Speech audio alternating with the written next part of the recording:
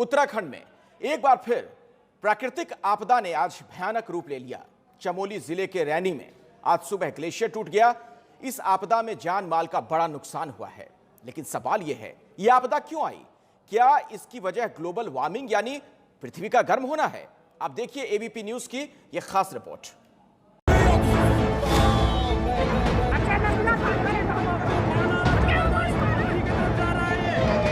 मकाने नदी के किनारे हैं, वो सुरक्षा स्थानों पे जाने का कष्ट करें।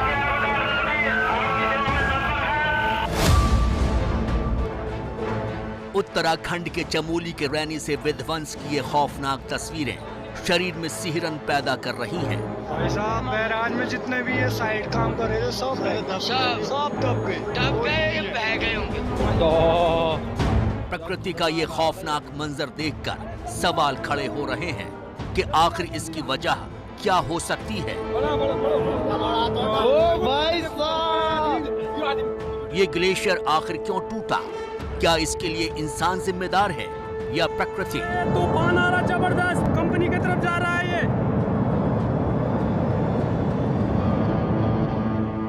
अगर पिछले कुछ सालों के हादसों को देखें तो ज्यादातर पर्यावरणविद और वैज्ञानिक इसके लिए इंसान को ही जिम्मेदार ठहराते हैं।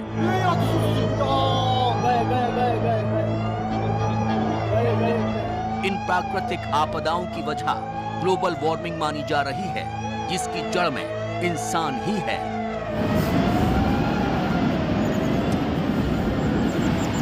जलवायु परिवर्तन के विश्वव्यापी खतरों के बीच अलग अलग अध्ययनों में ये बात सामने आ चुकी है कि दुनिया के अन्य हिस्सों की तुलना में ग्लेशियर वाले क्षेत्रों में जलवायु परिवर्तन का प्रभाव ज्यादा व्यापक है। इन क्षेत्रों में उत्तराखंड भी शामिल है। एक अध्ययन के अनुसार उत्तराखंड का औसत तापमान पिछले 10 सालों में बाकी दुनिया की तुलना में 1% ज्यादा बढ़ा है। यहाँ गर्मियों के तापमान में औसतन 4 डिग्री सेल्सियस तक की बढ़ोतरी हो गई है और सर्द दिनों की संख्या में तेजी से कमी आ रही है। चमोली जिले में ग्लेशियर टूटने की तस्वीरों को देखकर साल 2013 का वो मंजर याद आ जाता है जिसने भयानक तबाही मचाई थी। बाढ़ का दृश्य कुछ ऐसा ही दिख रहा है जैसे कि जून 2013 में केदारनाथ त्रासदी के दौरान दिखा था। केदारनाथ धाम में साल 2013 में 13 से 17 जून के बीच भारी बारिश के बाद वहां का चौराबाड़ी ग्लेशियर पिघल गया था। इस ग्लेशियर के कारण यहां पर मंदाकिनी नदी ने विकराल रूप ले लिया था और पर्वतीय इलाकों से गुजरता नदी का पानी केदारनाथ धाम तक पहुंच गया था। केदारनाथ त्रासदी में करीब 10,000 लोग मारे गए थे। ग्लोबल वार्मिंग की वजह से हिमालय के 650 ग्लेशियरों पर खतरा मंडरा रहा है। ये ग्लेशियर लगातार पिघलते जा रहे हैं। अगर इसी रफ्तार से ये ग्लेशियर पिघलते रहे तो आने वाले कुछ सालों में हिमालय के ज्यादातर ग्लेशियर पिघलकर पानी में तब्दील हो जाएंगे। बढ़ते पानी की वजह से जमीन पर रहने वालों को इससे अधिक समस्या का सामना करना पड़ेगा। वैज्ञानिकों ने जलवायु परिवर्तन का पता लगाने के लिए अध्ययन किया।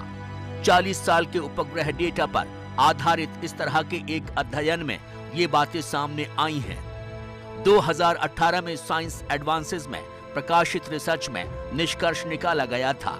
हिमालय के ग्लेशियर साल 2000 के बाद से हर साल 1.5 फीट बर्फ खो रहे हैं। इस तरह से देखा जाए तो हिमालय की बर्फ पिछले 25 साल की अवधि की तुलना में कहीं अधिक तेज गति से पिघल रही है। हाल के सालों में ग्लेशियरों से एक साल में इतनी बर्फ पिघल चुकी है, इससे लगभग 8 बिलियन टन पानी पैदा हो चुका है। शोधकर्ताओं ने इसे 3.2 मिलियन ओलंपिक आकार के स्विमिंग पूल द्वारा आयोजित पानी की मात्रा के बराबर बताया था। इस अध्ययन में वैज्ञानिकों ने ग्लोबल वार्मिंग के खतरे की ओर इशारा किया है। अभी तक ग्लेशियरों को जल मीनार कहा जाता था। इसी के साथ जिन जगहों पर सूखा पड़ता था वहां के लोगों के लिए इन ग्लेशियरों को बीमा पॉलिसी माना जाता था, मगर जिस तरह से ये ग्लेशियर पिघल रहे हैं उससे खतरा 2 गुना हो रहा है। 2018 में ही International Centre for Integrated Mountain Development की एक रिपोर्ट में चेतावनी दी गई थी कि सदी के अंत तक हिमालय अपनी बर्फ के 1/3 हिस्से तक को खो सकता है। पर्यावरणविदों का कहना है कि उत्तराखंड पेड़ों और पहाड़ों को काटे जाने का खामियाजा भुगत रहा है। पेड़ कटने से इलाके का मौसम भी खुश्क हो जाता है और जलवायु परिवर्तन को बढ़ाता है। इसके अलावा पहाड़ी इलाकों में पेड़ों के कटने से मिट्टी कमजोर हो जाती है और भूस्खलन का खतरा बढ़ जाता है। केदारनाथ त्रासदी के लिए भारी बारिश के साथ साथ अनियंत्रित निर्माण गतिविधियों के लिए पेड़ों और पहाड़ों को काटने को भी जिम्मेदार ठहराया गया था। उत्तराखंड में बढ़ते इंफ्रास्ट्रक्चर प्रोजेक्ट्स और विकास के नाम पर हो रहे निर्माण को लेकर भी कई पर्यावरणविद चिंतित हैं कि ये सब उत्तराखंड के लिए वरदान की जगह अभिशाप न साबित हो जाए। उत्तराखंड ही नहीं बल्कि देश के कई हिस्सों में ग्लोबल वार्मिंग का असर धीरे धीरे दिखाई पड़ना शुरू हो चुका है। देश में कहीं बाढ़ तो कहीं सूखा, ये इसका सीधा सबूत है। आने वाले दिनों में ग्लोबल वार्मिंग की वजह से होने वाली गर्मी को अगर कम नहीं किया गया तो भविष्य में इसके परिणाम भुगतने पड़ सकते हैं। 2019 की चेन्नई की इन तस्वीरों को आप भूले नहीं होंगे। चेन्नई में पीने के पानी की ऐसी किल्लत हुई थी कि पूरा शहर पानी के लिए तरस गया था। बारिश न होने की वजह से परिस्थितियां काफी खराब हो गई थी। नलों में पानी न आने की वजह से लोगों को पानी खरीद कर पीना पड़ गया था। ग्लोबल वार्मिंग की वजह से यहाँ की जमीन के भीतर का पानी लगातार सूख रहा है। प्रकृति का खेल समझिए। इसी चेन्नई शहर में 2015 में इतनी बारिश हुई थी कि पूरा शहर पानी पानी हो गया था। वैज्ञानिकों के मुताबिक चेन्नई में हुई भीषण बारिश गर्म होती धरती का सीधा नतीजा था। हैरानी की बात है कि ग्लोबल वार्मिंग की वजह से एक ही शहर कभी बाढ़ तो कभी सूखे की मार झेलता दिखा। असम, बिहार में बाढ़ की वजह से हर साल लाखों लोग बेघर हो जाते हैं। हर साल यहां अरबों रुपए के जानमाल का नुकसान होता है। वैज्ञानिक इस बात की खोज में लगे हैं कि हर साल मानसूनी बारिश इन क्षेत्रों में कैसे बढ़ रही है। ऐसा माना जा रहा है कि ग्लोबल वार्मिंग इसकी एक बड़ी वजह हो सकती है। ग्लोबल वार्मिंग का खतरा सिर्फ भारत में ही नहीं बल्कि पूरी दुनिया में है। यही वजह है कि 2015 में पेरिस समिट में पूरी दुनिया के तापमान को थोड़ा कम करने पर सहमति बनाने की कोशिश की गई है। लेकिन ये कहना जितना आसान है, करना उतना ही मुश्किल।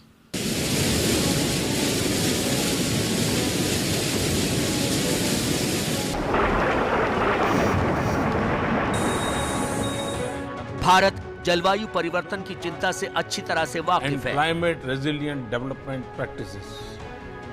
G20 देशों की बैठक के दौरान सामने आई क्लाइमेट ट्रांसपेरेंसी रिपोर्ट 2020 के मुताबिक बढ़ते तापमान की वजह से वर्ष 1999 से 2018 के बीच भारत को 10 लाख करोड़ रुपए से ज्यादा का नुकसान उठाना पड़ा है।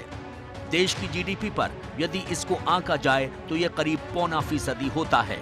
ऐसे में क्लाइमेट ट्रांसपेरेंसी के मुताबिक 2015 में हुए पेरिस जलवायु समझौते के तहत भारत ने वादा किया था कि वो 2030 तक अपने कार्बन उत्सर्जन में 33 से 35% तक की कमी लाएगा और इसके लिए ऊर्जा, कचरा, उद्योग, यातायात और वन से जुड़े क्षेत्रों में कदम उठाए जा रहे हैं।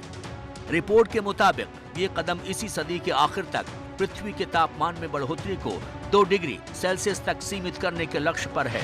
लेकिन पेरिस समझौते में तय 1.5 डिग्री सेल्सियस के लक्ष्य से फिर भी दूर है। बाकी सदस्य देश तो इसके आसपास भी नहीं हैं। भारत ने बहुत पहले ही जलवायु परिवर्तन से जुड़े कई लक्ष्य अपने लिए तय कर लिए थे। भारत लगातार रिन्यूएबल एनर्जी को बढ़ावा देने का काम कर रहा है। भारत ने जो अपने लक्ष्य तय किए हैं, इनमें साल 2030 तक वातावरण में 30 से 35% तक एमिशन के स्तर को कम करना, गैर जीवाश्म आधारित ऊर्जा के उत्पादन के स्तर को 40% तक पहुंचाना, वातावरण में कार्बन उत्पादन को कम करना। भारत ने अपने लिए वर्ष 2022 तक 175 गीगावाट सौर ऊर्जा का उत्पादन करने का लक्ष्य तय किया है, जिसे वर्ष 2022 से पहले ही हासिल कर लिया जाएगा। इस लक्ष्य को बढ़ाकर वर्ष 2030 तक 550 गीगावाट कर दिया गया है। भारत ने अपने लिए वर्ष 2030 तक 2.6 करोड़ हेक्टेयर बंजर जमीन को दोबारा खेती लायक उपजाऊ बनाने का लक्ष्य भी निर्धारित किया है। साथ ही भारत ने सौर संधि करते हुए 88 देशों का एक समूह बनाया है ताकि इन देशों के बीच तकनीक का आदान प्रदान आसानी से किया जा सके। India has adopted low carbon and climate resilient development practices.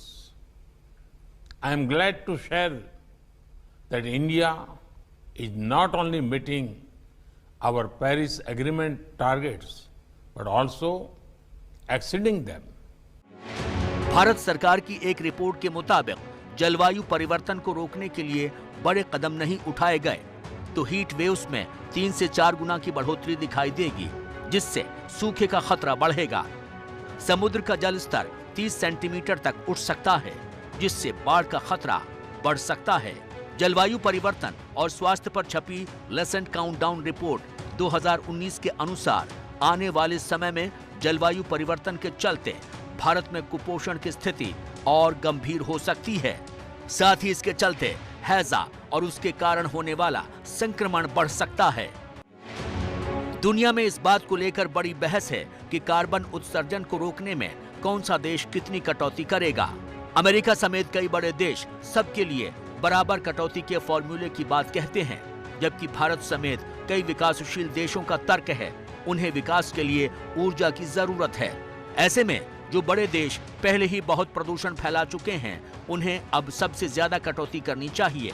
ऐसे में बीच का रास्ता अपनाकर सभी देशों को इस समस्या से निपटने का समाधान ढूंढना पड़ेगा।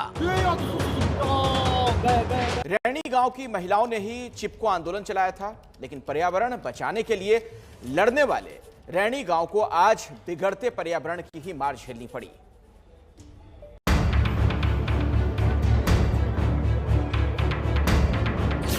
उत्तराखंड में आई इस तबाही का एपिसेंटर है चमोली गढ़वाल जिले का रैणी गांव, जहां ग्लेशियर टूटा, नदियों में विकराल उफान आ गया और भारी तबाही मची।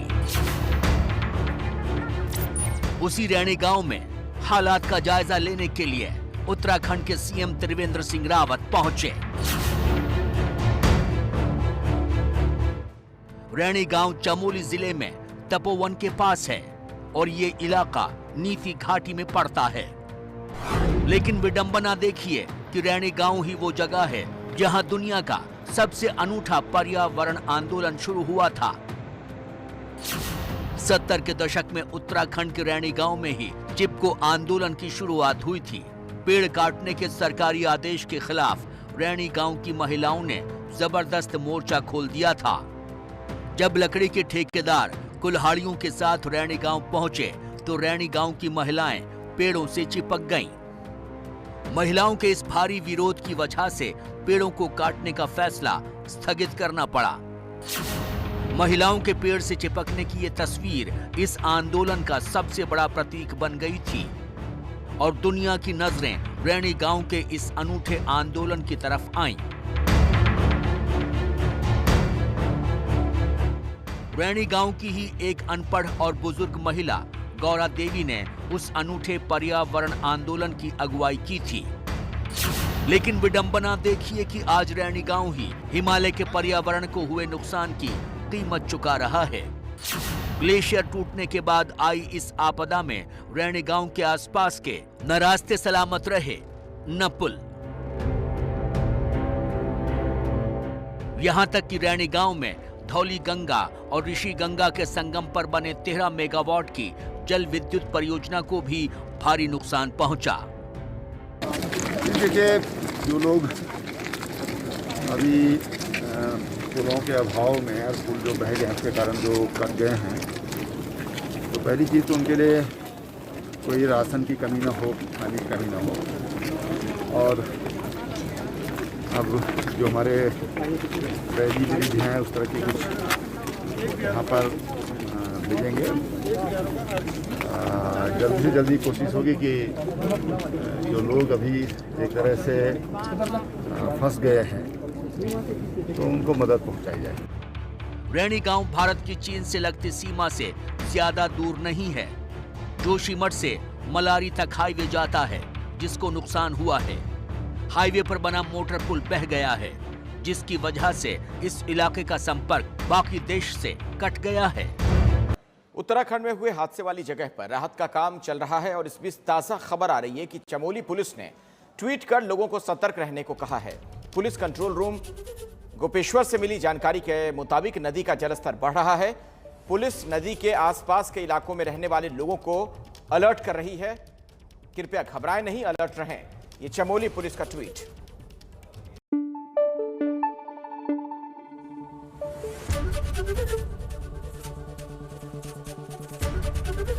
एबीपी न्यूज आपको रखे आगे।